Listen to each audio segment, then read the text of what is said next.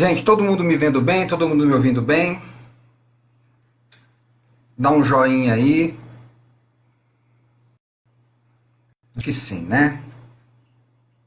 Então, olha só, gente. A questão do coronavírus, né? A questão desse vírus que está circulando tem suscitado uma série de manifestações psicológicas, psíquicas, né, mentais, suscitado questões emocionais e difíceis de ser trabalhadas, né, muitas vezes.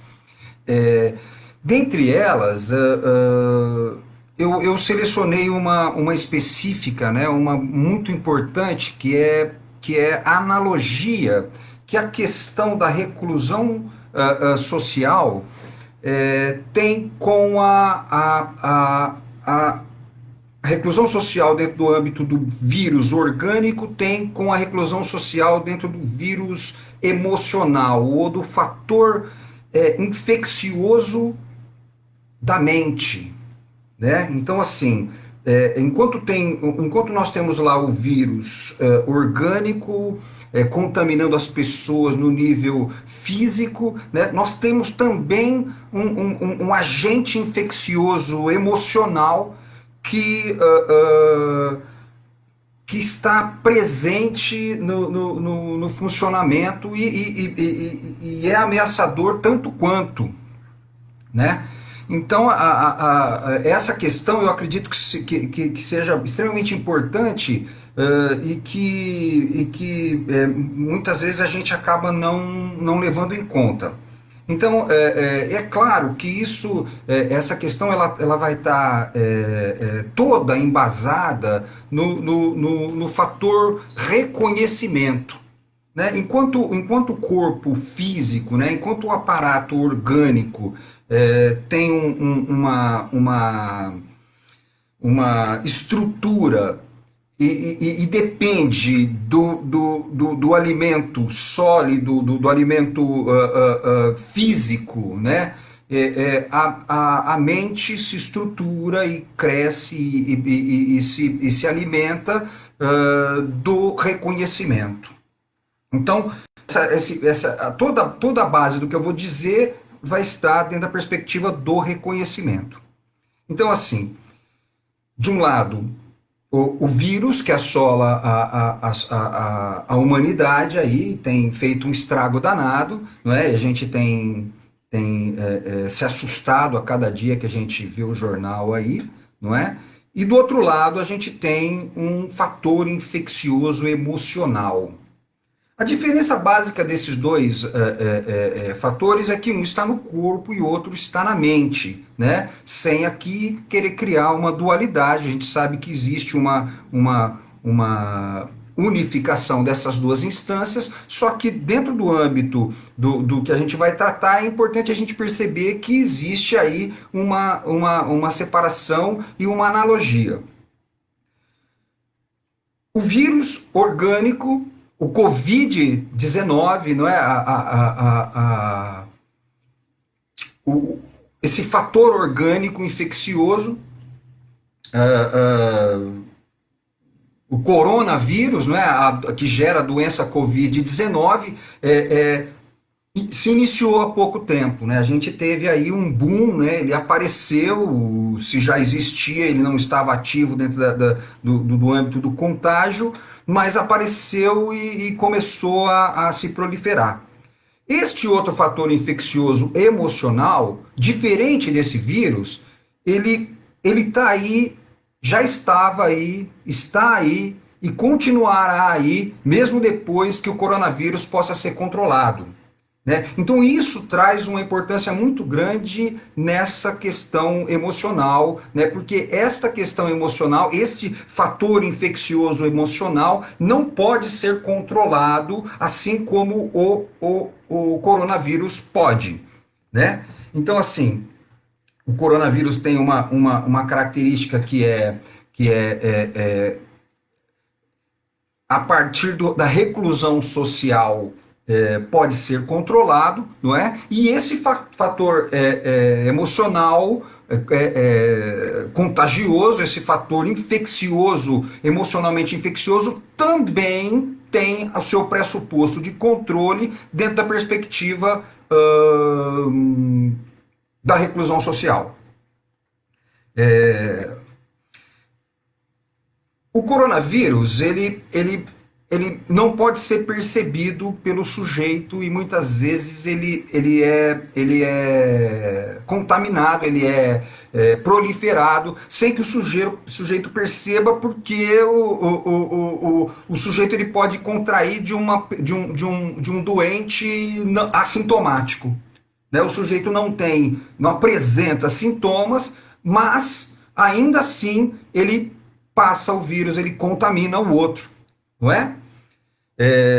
Esse fator infeccioso emocional é diferente disso, porque quando o sujeito está integrado em si mesmo, quando o sujeito tem uma personalidade que está de alguma forma saudável, ele consegue perceber esse fator ameaçador, emocional, e consegue se afastar do sujeito potencialmente contaminador antes que ele possa ser prejudicado com isso.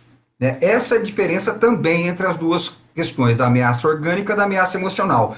No entanto, o sujeito precisa estar integrado, precisa estar funcionando de maneira saudável dentro da sua personalidade, não é? Para que para que ele não seja contaminado com essa ameaça.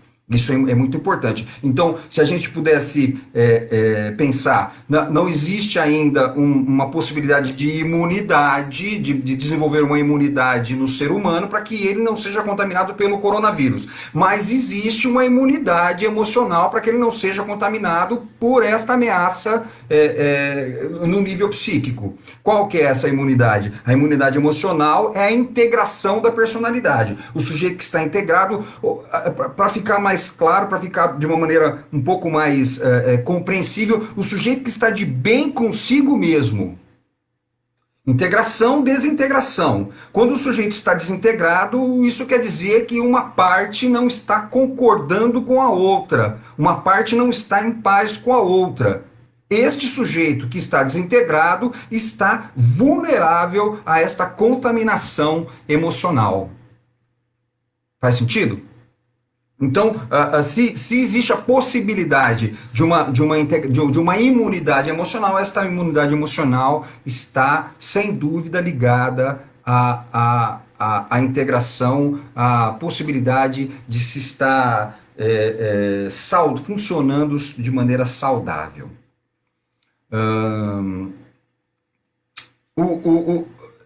Porque, assim, ó, qual é a importância dessas conjecturas levantadas aqui, ou essas possibilidades aqui? O aparato emocional, o aparato psíquico, é a base de todos os outros âmbitos da vida do sujeito, até da vida orgânica, até da vida física. Quando o sujeito não está bem emocionalmente, todo o restante é ameaçado. Seja ele o próprio orgânico, seja ele o intelectual, seja ele até o espiritual, né? O âmbito espiritual fica prejudicado por conta de um aparato emocional fragilizado ou doente ou fragmentado. Então, a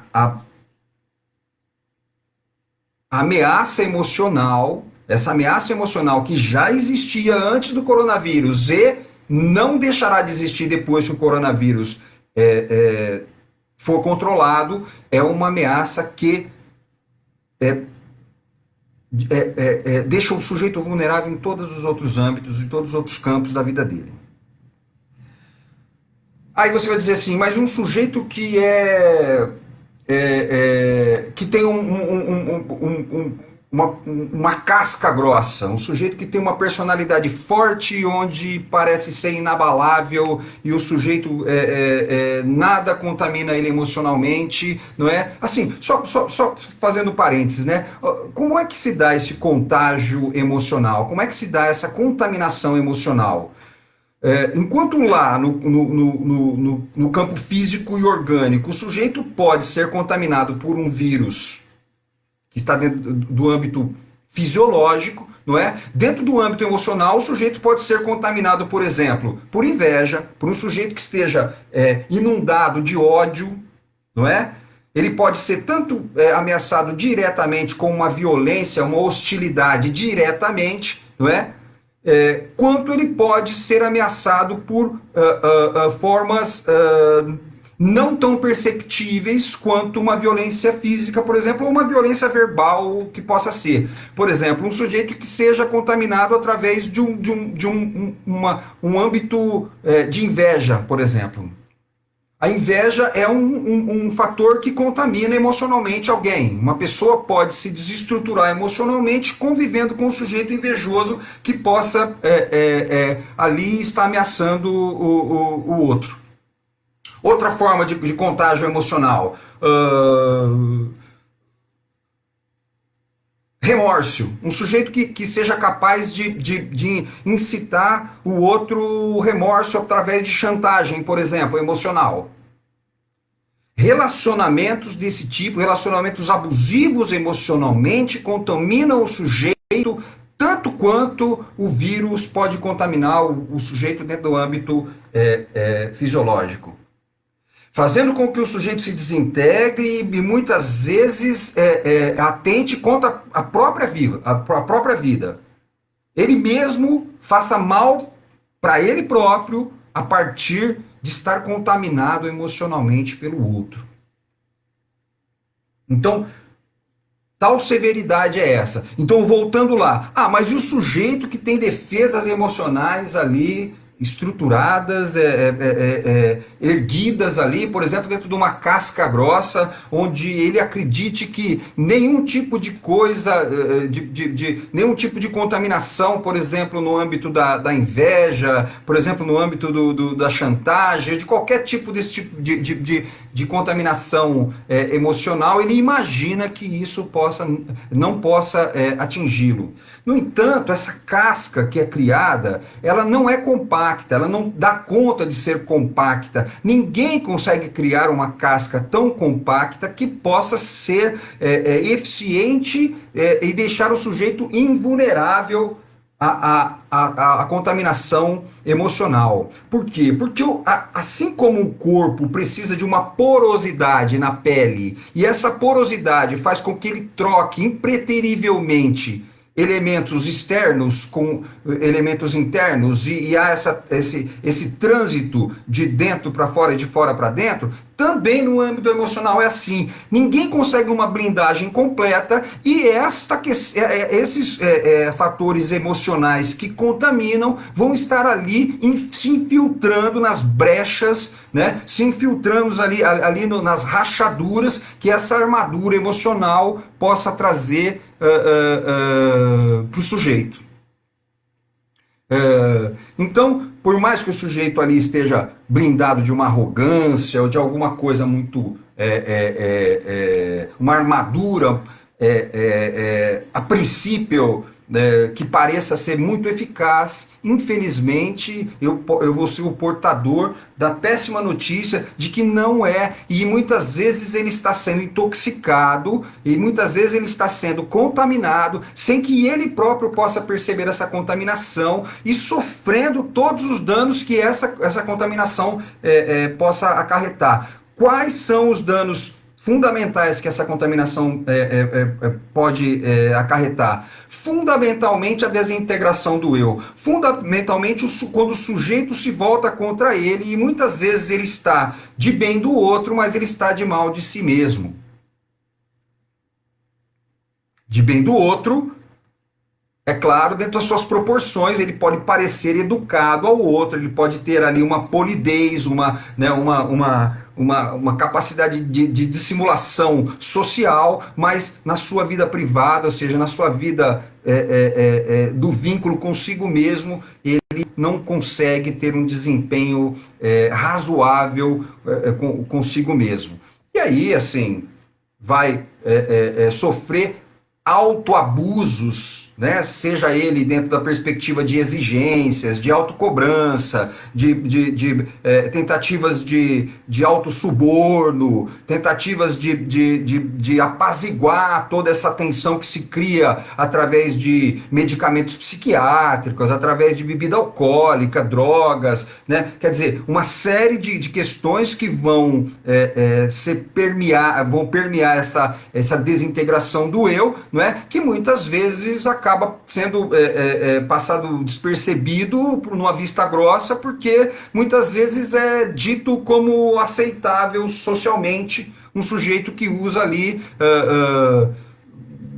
tantas miligramas de Rivotril por dia, toma tantas latas de cerveja por dia, ou se exige profissionalmente e se enfia no trabalho de uma maneira desmedida, mas esse sujeito está sofrendo uma desintegração emocional e, por conta disso, está padecendo de uma patologia mental e que, é claro, vai estourar hoje ou amanhã. Né? Então, percebe a importância dessa contaminação social, não é? Dessa contaminação emocional que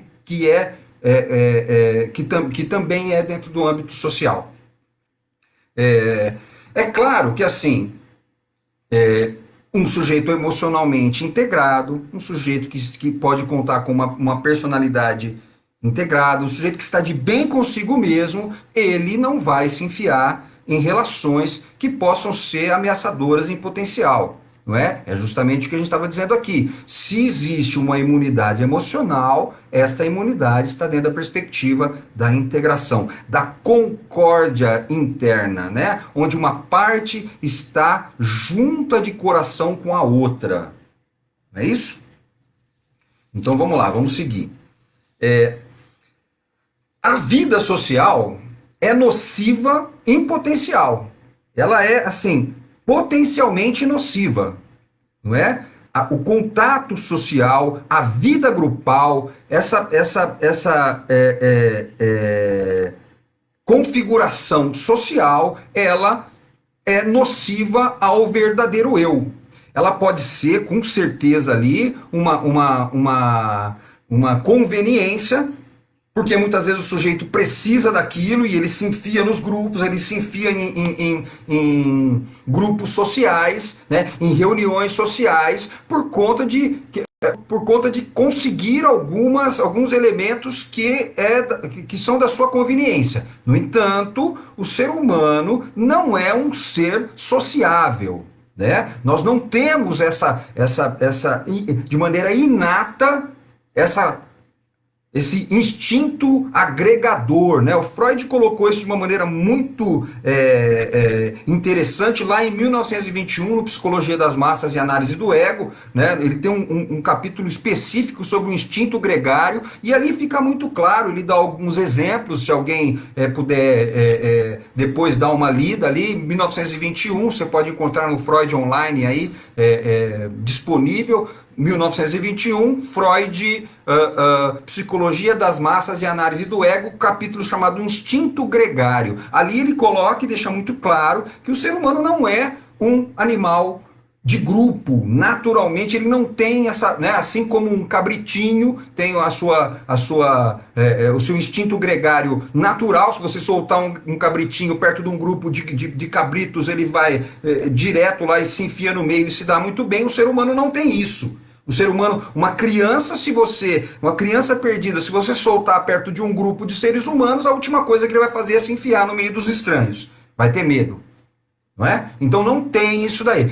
Por que eu estou dizendo isso daí? Porque esta vida social não é saudável para o verdadeiro eu. Ela é saudável para o falso eu.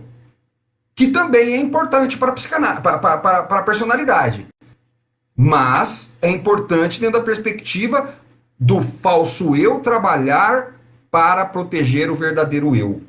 Ou na vida emocional, ou do verdadeiro eu, a vida social é nociva. Por que é nociva? Porque o sujeito vive dentro da sociedade através de dissimulações, através de falsidade, através de mentiras. A sociedade se organiza e se configura através de falsidades. E ai de você de querer ser verdadeiro no âmbito social. O que vai acontecer? Você vai ser contaminado, justamente como eu estou tentando colocar aqui, por esse fator ameaçador, assim como o coronavírus. Por conta disso, a reclusão social é tanto saudável no âmbito do vírus, da ameaça contagiosa orgânica, quanto ameaça contagiosa emocional. Mas lembrando que o coronavírus em breve vai ser controlado, assim como alguns países já conseguiram controlar, não é? E o pessoal vai voltar aí no contato social com todo mundo, não é isso? No entanto, esse risco de contaminação emocional vai continuar.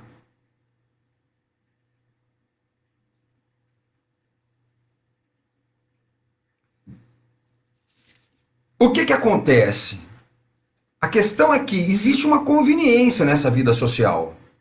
Existe essa conveniência e essa conveniência ela tem várias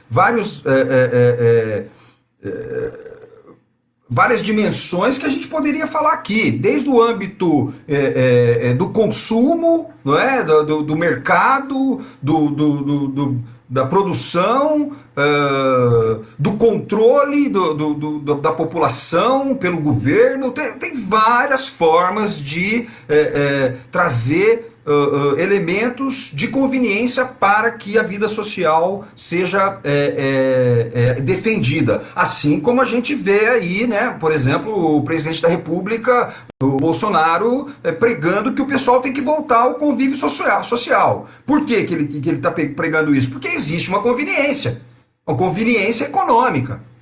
Você percebe? Pouco importa o sofrimento emocional ou físico, né? Ele mesmo disse assim, o que eu posso fazer? Né? Não estou aqui para discutir política, Deus me livre de começar com essa conversa aqui, não é a questão, mas a questão é mostrar que existe uma conveniência de se manter a vida social. Depois de controlado o coronavírus, esta ameaça emocional vai continuar.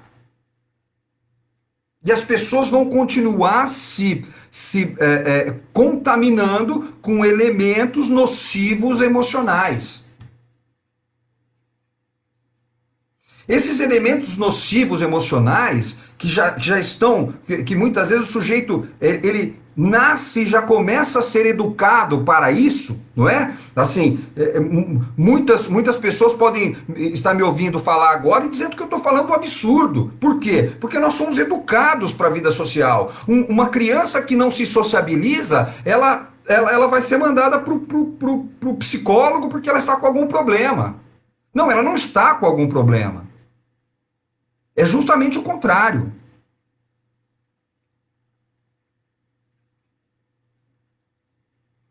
Uma pessoa colocou aqui, vivemos em sociedade e isso é necessário porque somos dissimulados ou hipócritas, o que leva o ser humano a essa condição. É justamente isso. Existem conveniências para que o sujeito continue desmedidamente se sociabilizando. Conveniências de economia, de mercado, de controle do governo. Um sujeito que tá fora do âmbito social, ele não pode ser controlado. O sujeito que está recluso socialmente, ele está fora do âmbito do controle do governo, seja lá de quem for, de organizações religiosas, ou sei lá o que seja.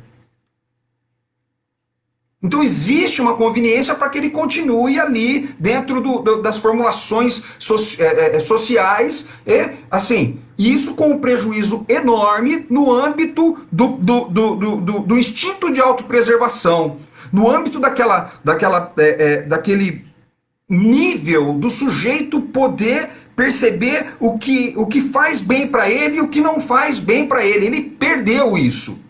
Ele tanto perdeu isso que o sujeito no Jornal Nacional vai ensinar ele a lavar a mão. Meu Deus do céu! O sujeito não sabe lavar as mãos. Por que ele não sabe lavar as mãos? Porque ele perdeu o instinto de autopreservação. Um macaquinho sabe lavar a mão. Quando ele percebe que a mãozinha dele... Um gatinho sabe lamber a mão ali, limpar a mão, quando o ser humano não sabe mais lavar as mãos. O sujeito usa máscara porque foi obrigado a usar máscara. Não é porque ele tá com medo de ser contaminado ou porque ele tem um instinto de autopreservação que está avisando ele alguma coisa. Não! Ele perdeu isso. Por que ele perdeu isso? Por conta dessa vida social desmedida.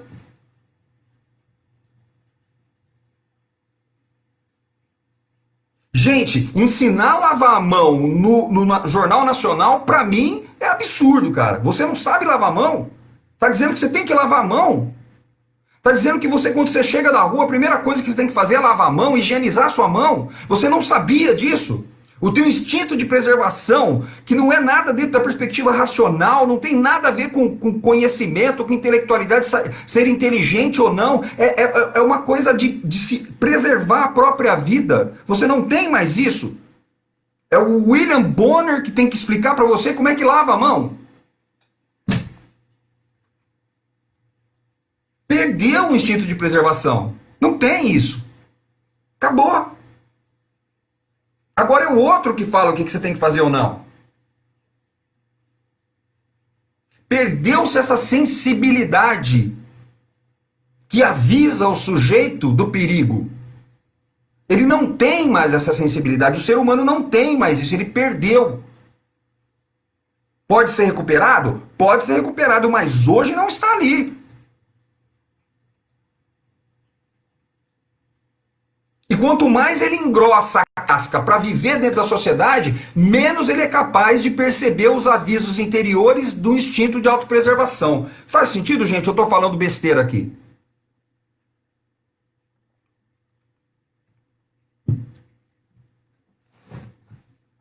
A Amandinha está falando aqui. Não deixem de sair na rua não deixam de sair na rua por precaução e sim por medo de tomar uma multa, o que que tem valor. É isso mesmo, Amanda. É justamente isso. É a mesma coisa que acontece com o radar nas rodovias. O sujeito ele diminui a velocidade do carro dele porque ele tem medo de ser multado e perder dinheiro. Ele não tem medo de perder a vida ou colocar a vida da família dele em risco. Isso é um rebaixamento do instinto de autopreservação por conta de uma conveniência social da qual o Freud nos orienta que não é inata, não é do ser humano. O ser humano não é um animal de grupo. Ele é um animal de horda. O que é a horda? É a família dele. É a primeira esfera da família dele. E quando essa família começa a crescer muito, já começa a dar problema.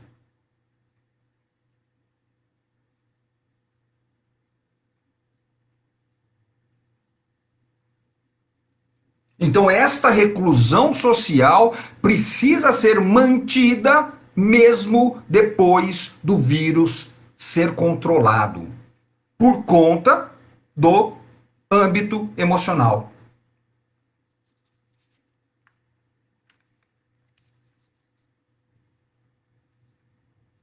Mas existe uma dificuldade enorme. Por quê? Porque por conta de tudo isso que está acontecendo, o sujeito não está mais de bem dele mesmo. Ele não confia nele próprio. Ele confia mais no que o âncora do jornal está falando para ele fazer do que ele mesmo. Porque ele não dá conta de cuidar de si mesmo. Ele está em desacordo consigo mesmo. Ele está fragmentado. Ele está contra ele mesmo, ele não confia nele próprio. Por isso a reclusão social é tão difícil. Ele não é uma boa companhia para ele mesmo. Ele não consegue ser uma boa companhia para ele próprio. E aí ele está desesperado para sair de casa, para voltar para a balada, ou para o boteco, ou sei lá para onde. Ou para o trabalho, sei lá onde é que ele tem que ir. É muito menos por qualquer outra condição do que por essa. Pelo sujeito não ser capaz de ser uma boa companhia para ele e para a família. Ele não tem uma referência boa da sua própria casa. Ficar em casa para ele é quase que uma humilhação. Você vê nas redes sociais, né, assim, o meme, né, sábado à noite eu estou em casa, não fui pra balada. Poxa, cara, graças a Deus que você tem uma casa boa para ficar.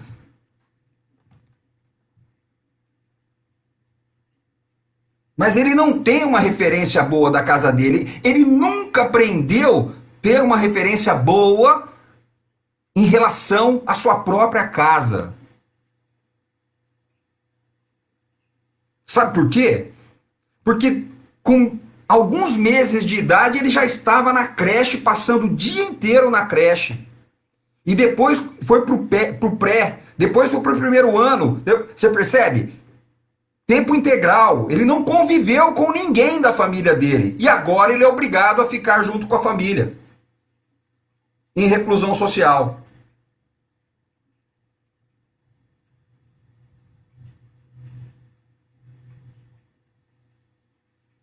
Agora ele é obrigado. E como é que ele faz?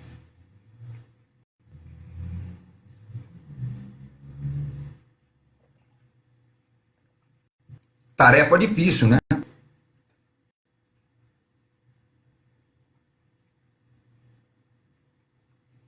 Não suporta a mãe, não suporta o pai, não suporta o irmão, não suporta o marido, não suporta o filho, não suporta. Tem até os memezinhos que vão saindo, né? Dizem que a cura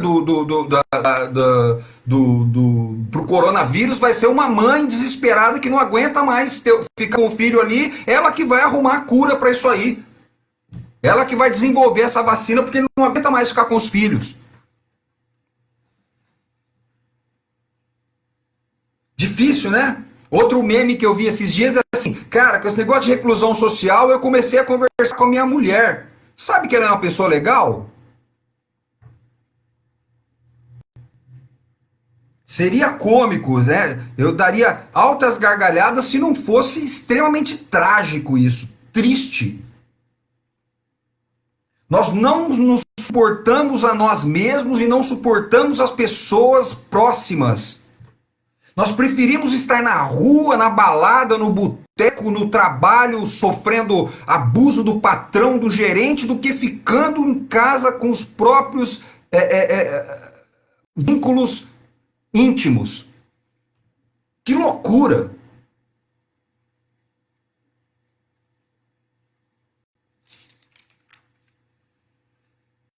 Agora, vamos continuar falando de reclusão. Reclusão social. A psicanálise é uma reclusão social por excelência. A psicanálise é um recurso de reclusão social por excelência. Uma sessão de psicanálise é só o sujeito e seu analista. Esta reclusão social, ela é curativa. Ela propõe um ambiente que purifica o funcionamento do sujeito. É claro que a gente está falando aqui da psicanálise aplicada por um profissional, ou por um psicanalista, ou por um psicoterapeuta qualificado. Porque senão piora a situação, senão a coisa piora. Se o sujeito tiver mais desintegrado ainda, piora. Ele contamina, e aí fica, aí o contágio fica pior ainda. Um analista doente emocionalmente desintegrado, ele desintegra o paciente também. Então, quando este psicoterapeuta, quando esse analista está preparado para esse desempenho, para essa prática, a psicanálise, a psicoterapia é um ambiente que vai proporcionar para o sujeito uma possibilidade de viver experiências emocionais restauradoras, reparadoras. Vai fazer com que o sujeito possa ter um encontro saudável com o seu verdadeiro eu.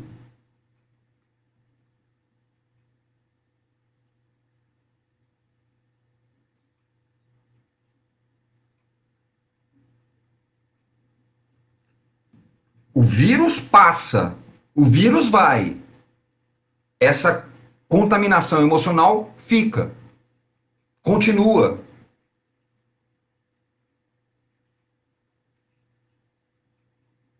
Então, é uma questão extremamente séria, é uma questão de aprendizado. É importante que a gente aprenda com isso, percebe? Aprenda a reconhecer o valor da estruturação do lar, o valor da possibilidade de estar integrado em si mesmo e com as pessoas próximas da tua família. É perceber toda essa configuração que foi que o sujeito foi obrigado a viver, quando na realidade deveria ser uma coisa espontânea. Ficar mais em casa, evitar mais esses contatos emocionais, sociais, que são insalubres, que são venenosos, onde se proliferam porcarias, toxinas mentais.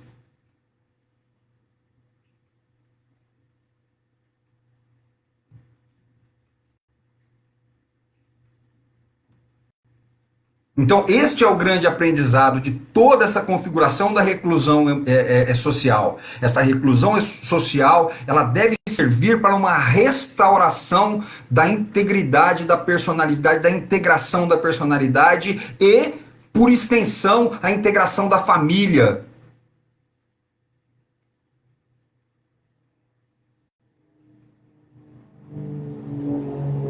Então, é importante que a gente possa perceber que é um ambiente de aprendizado. A Cal está falando aqui, vivendo esse isolamento, hoje você acha que as pessoas estão percebendo essa dificuldade de relacionamento com eles mesmos e com a família? Diz, opa, dizer algo precisa mudar. Então, Cal, a questão é assim, né? Espero que sim, espero que sim. Porque, você percebe? Essa seria interessante que a gente pudesse aprender com isso, que a gente pudesse perceber o quanto a gente está em falta com a gente mesmo, o quanto que essa ânsia de querer sair de casa é muito mais porque a gente está brigado com nós mesmos e com as pessoas da nossa família do que a necessidade de fazer qualquer coisa fora dali. As famílias que realmente precisam estar no trabalho, porque senão não comem, precisamos olhar para esta parte também. Claro, sem dúvida que sim. A gente esquece nesse mundo global o quanto é gostoso o recesso do lar na companhia dos entes queridos. Justamente, agora, é aí que tá, né? Esses entes normalmente não são muito queridos.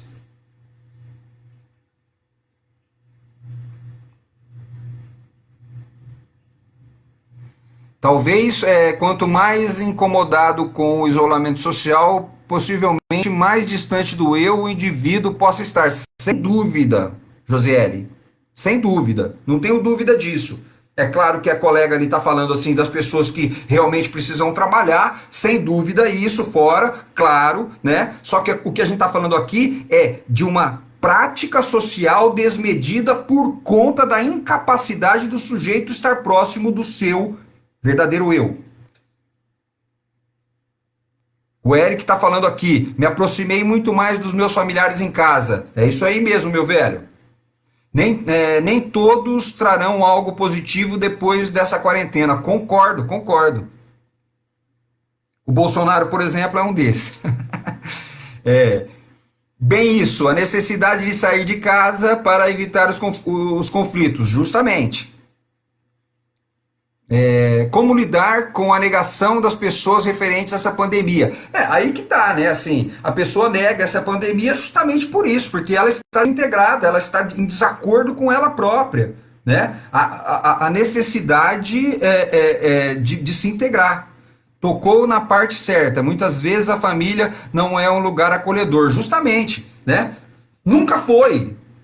Você percebe? Nunca foi. A criança, desde pequenininha, ela nunca aprendeu a conviver com a família dela. Ela foi colocada na creche e assim, nós não, vou repetir, nós não estamos falando aqui da necessidade premente, da necessidade real, efetiva, da mãe deixar o filho na creche ou qualquer coisa que o valha. Nós estamos falando aqui da grande parte das mães que deixam filhos na creche e não porque não dão conta de criá-los e de estar junto com eles e passar qualquer que seja a possibilidade de modelos afetivos.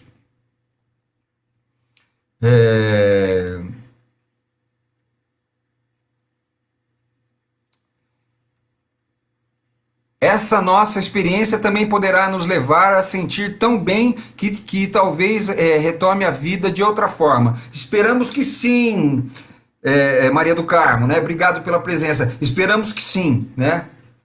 Dificuldade de acolher os próprios filhos tem sido a maior queixa que tenho visto. Justamente, a pessoa não sabe acolher a si própria, como é que vai acolher o filho? Gosto de ficar em casa com meus familiares, mas sinto falta, passou e eu não consegui ver. Sim, você está falando de terceirizar, é isso aí. Está passando muito rápido, muita gente escrevendo, não estou conseguindo ver. Então a questão, gente, fundamental é essa, é aprender com essa experiência, né?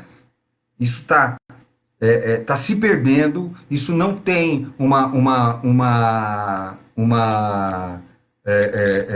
não está sendo muito bem sucedido essa coisa da reclusão, justamente porque nós não aprendemos a ficar com nós mesmos e não aprendemos a ficar com os nossos familiares. Espero que para a maioria esse tempo de quarentena sirva como aprendizado de várias formas. Também espero. Como lidar com o voltar à rotina? Tá tão bom assim? Pois é, Tereza. Né? Que bom, né? Seria melhor que a gente pudesse aprender a ficar um pouquinho mais em casa e precisar sair, e se for sair, só se for realmente preciso. Hoje me perguntaram como estou, a Rosângela falando aqui, hoje me perguntaram como estou lidando com 2 filhos adolescentes, da melhor maneira possível. Acho que as construções aparecem agora. Por isso acredito ser uma construção de afeto desde cedo. Justamente, é isso mesmo. A Marilda falando assim, se depender do que as crianças sentem, a quarentena vai continuar. É isso mesmo, Marilda, justamente, né? Não sei se é a Marilda Modulário, não sei se ela tá com o perfil dela ou quem é que tá. Quem mais? Infelizmente a sociedade comparou o inverso dos valores da família, justamente, né? Essa é uma coisa muito triste, não é? E que a gente vai ter que aprender a lidar com esse problema. Que mais? Que bom estar aqui, professor. Maravilha, Vanessa. Obrigado, Vanessa. Você também. Olha o Natan aí. Bacana, Natan. A vida social é distração para manipulação. Concordo, meu velho. É justamente isso. Então, coloca o sujeito ali, né, para que o sujeito possa se entreter ali, mas na realidade ele está sendo manipulado. Mazinha, acho que temos que ter agora o que esse momento de aprendizado de reflexão. Vamos dar importância à nossa família e ocupar nosso tempo com coisas que nos faz bem. Então olha só, gente, mais do que dar importância para a nossa família, seria importante que a gente pudesse reconhecer o valor que a nossa família tem, reconhecer a importância que ela tem. Muitas crianças vão sanar convivendo mais com os pais. Ou não, viu, Luciana? Muitas vezes os pais estão tão adoecidos que vão deixar as crianças tudo louca também, né? O Bolsonaro só pensa em números, chama os filhos por número e não pelo nome. Verdade. Verdade, Simone. O que menos respeita o isolamento nesse momento são os mais desintegrados de si. Justamente, é bem isso mesmo. Tá reclamando aqui que eu não leio o comentário dela, mas é que tá passando muito rápido, eu não tô conseguindo. Algumas pessoas relatam que vão sair alcoólatras dessa quarentena e você o que você sugere às pessoas? Olha só, gente, o uso do álcool é desprezível, né? Assim, pode me chamar de preconceituoso, pode me chamar do que for. Os momentos de consciência do ser humano que já não usa álcool já são raros, momentos de consciência já são raros, sem usar álcool. Se o sujeito usa álcool, então, meu amigo, é um abraço para se tornar vulnerável e se intoxicar com todas essas porcarias que a gente tem dentro do âmbito emocional. É, Cristina, escreve aí de novo alguma coisa aí que você quer que comenta, porque infelizmente acabou passando o seu comentário. Pois é, como gostar do isolamento se não se conhece? Pois é, assim, é mais, né? Porque como gostar do isolamento se não gosta de si mesmo, se não se acha uma pessoa bacana, né? Você acha. Ixi, passou. Tem jeito de voltar aqui? Ah, tem aqui, ó. Você acha que a negação da pandemia é um mecanismo de defesa para não olhar para a realidade? Sem dúvida, sem dúvida, sem dúvida. Né? Uma tentativa de tampar o sol com a peneira, por quê? Porque existe uma conveniência de se continuar aí nessa vida social. É, A Maria do Carmo, precisamos somente do essencial: sermos econômicos, evitarmos desperdícios, sermos solidários e valorizarmos o simples. Encontrarmos o nosso verdadeiro bem-estar. É isso mesmo, Maria do Carmo, justamente o que eu penso. Deixa eu ver aqui, quem mais? Ah, perfeito, professor. Opa, blá blá blá. Cadê? As pessoas não estão sendo multadas por trabalhar, e sim por aglomerar em bares e academias. É justamente isso, né? Então lá para quê, né? Tá mancando o negócio aqui.